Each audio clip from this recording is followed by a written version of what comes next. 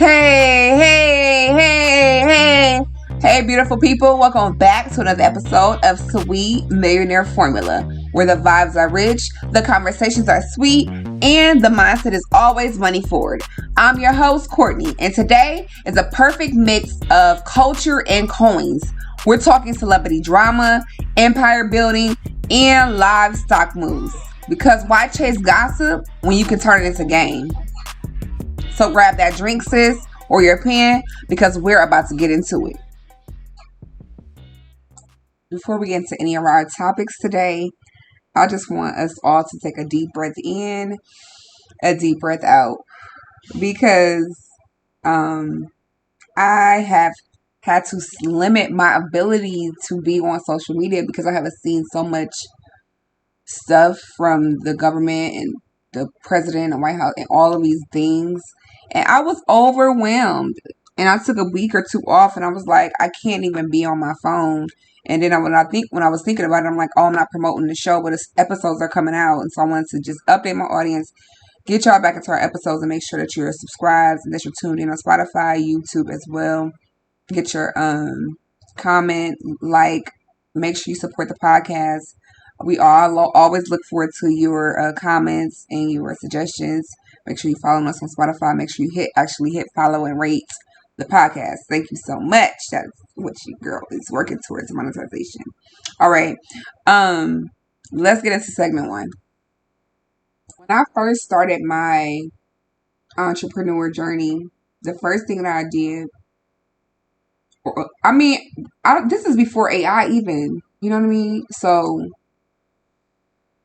I'm a little like ahead of the game when I think about it, because my first book, I had the title copywritten, in the book copywritten, the manuscript, and I knew to do that because I googled it, I guess, I don't know, but the word on the street is, lean in close because I'm a whisper. No, I'm gonna just tell you. Young Miami, from, y'all may know her from the group City Girls, or y'all may know her as the girl who just wrote a letter to the judge asking and saying, Your Honor, that's a good man. For all of your 4 years I know him, Your Honor, that's a good man. Please don't keep him. Please don't keep him long. Yeah, that Young Miami. While accomplished, and I won't take anything away from her, I also have to realize, like, anybody that would support a man who openly and violently abused and dragged a woman for her dear life over and over and stomped her down. As a 32-year-old woman, that's not something that, after seeing that I would even be utterly able to stand or be around. So I don't know how she is so involved this early in her life. But again, won't take anything away from Miss Young Miami at all. Won't take anything away from her. But the word on the street is Young Miami believes Tyla stole her song concept.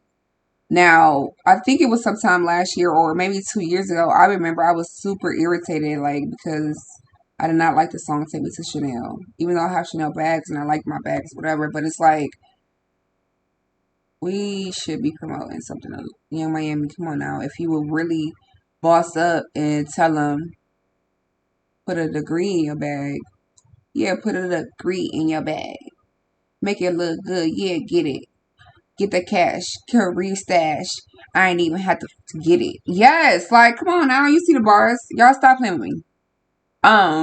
But it's a real conversation because it's the power of copywriting and protecting your creative property, and you being able to know.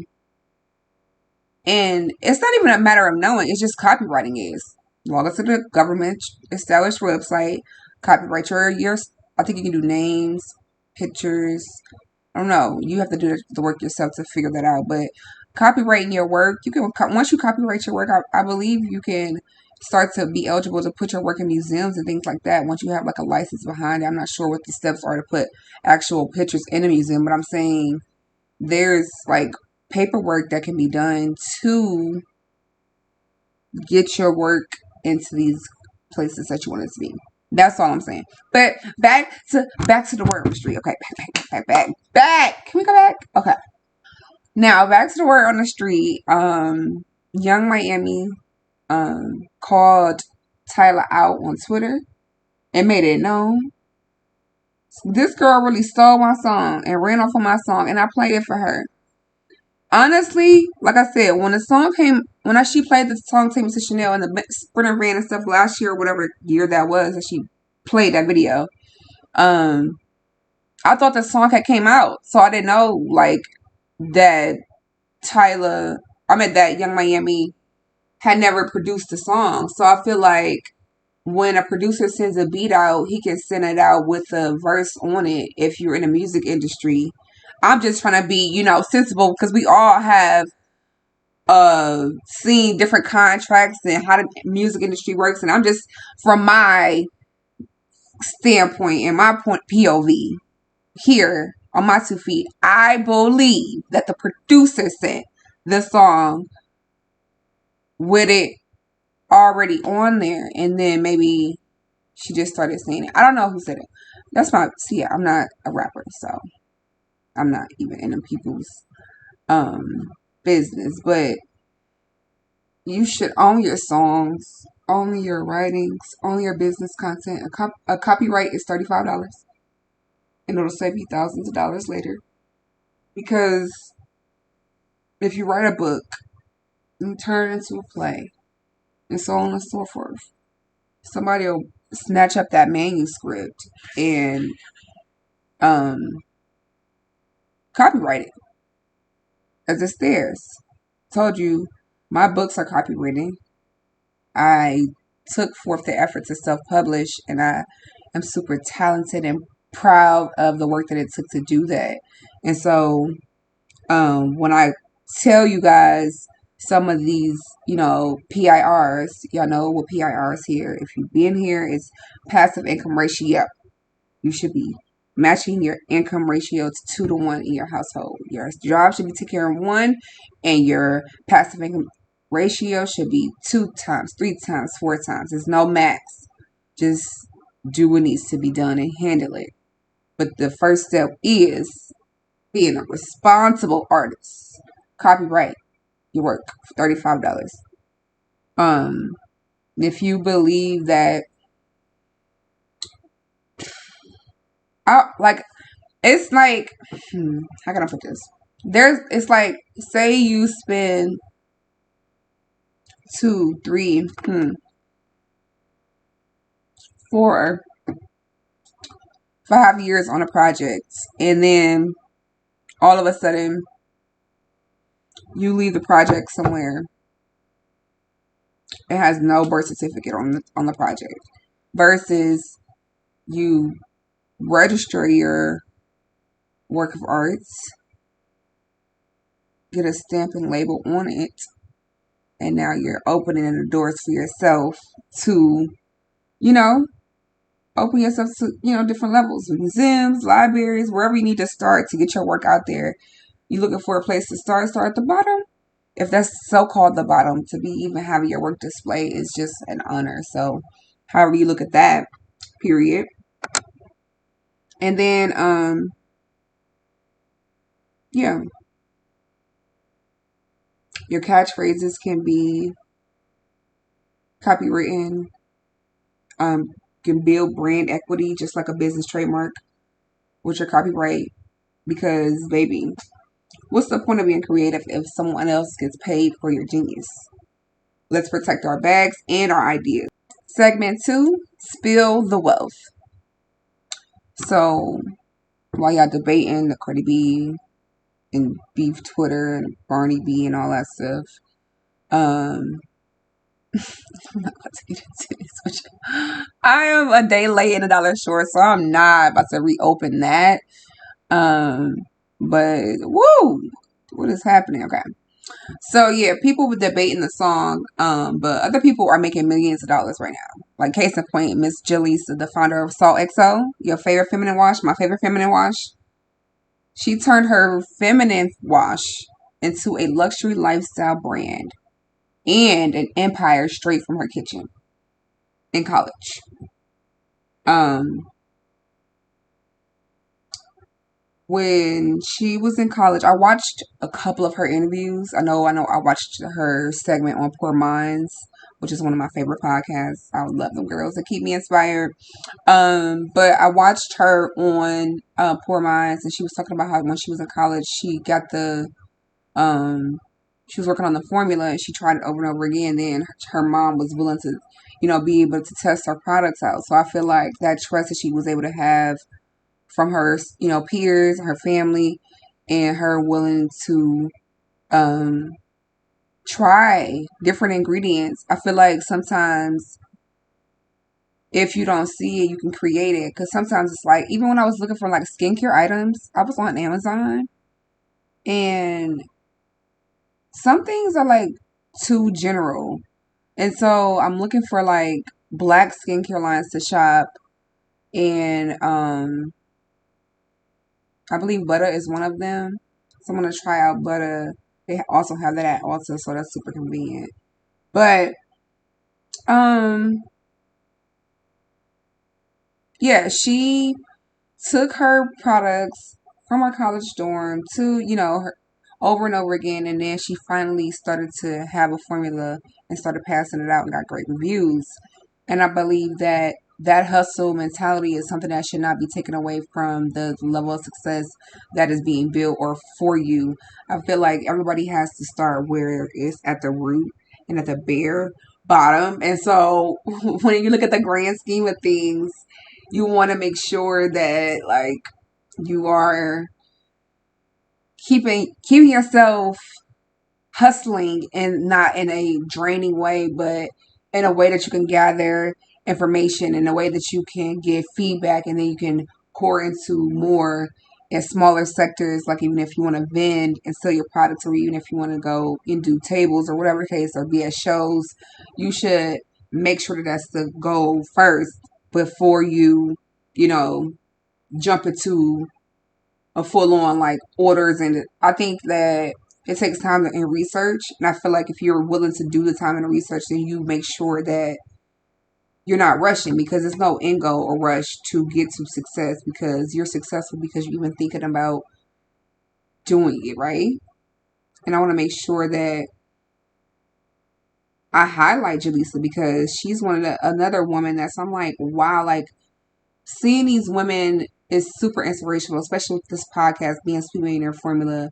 Ultimately, the company needs to be able to create 100,000 women who are able to create LLCs, websites, businesses, trucks, like 7, 8 different sectors of passive income ratio. And I feel like because I have overcome the working at Wendy's, overcome the illiteracy of the financial situations, and now I have the books written, and I've produced, and I've made a stamp in making generational wealth my legacy. And I feel like nothing's going to separate me from that. But I don't have to drain myself out and lose my job and hike here and do so much to become successful. I feel like when I wrote the book Build Generational Wealth, period, which is on Amazon, when I wrote that book, it it was a conglomerate of my life being actually bare bones, struggling, really sad. And then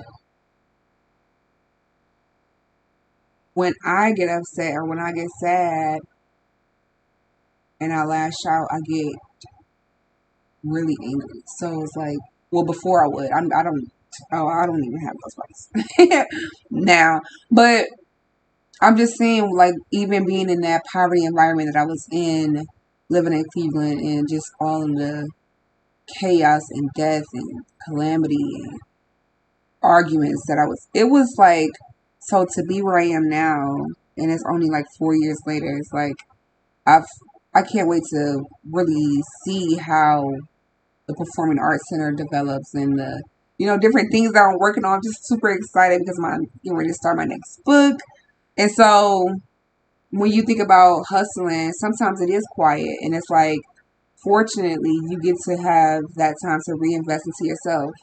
You don't chase trends. You get to reinvest into and scale yourself, your thoughts, your knowledge. And I feel like that's super important in that um,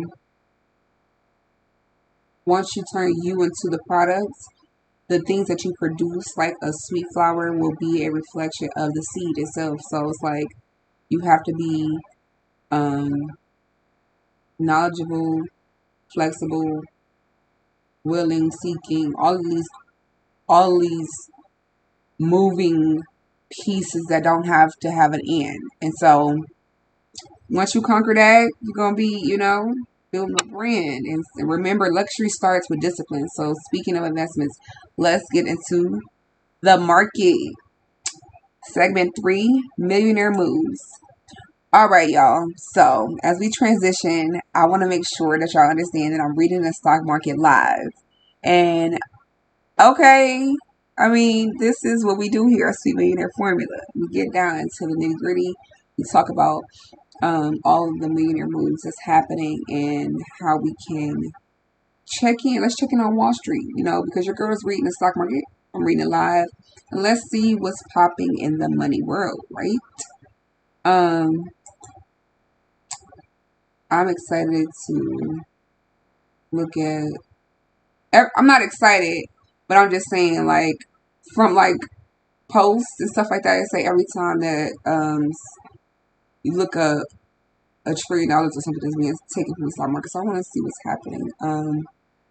It says market trends watch lists. The Dow Jones is up 66% green.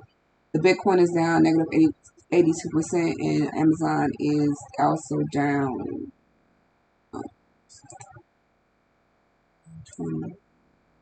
Amazon is down 36%.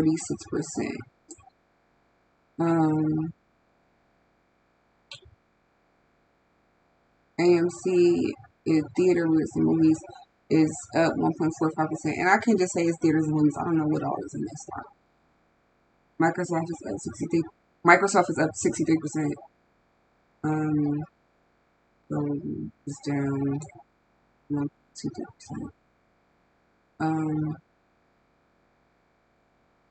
By the 21st, it's projected that Netflix will go up an estimated 6.94. And I'm trying to make sure this is the percentage, or I'm going to actually click on this. I'll give you guys the right answer. It says,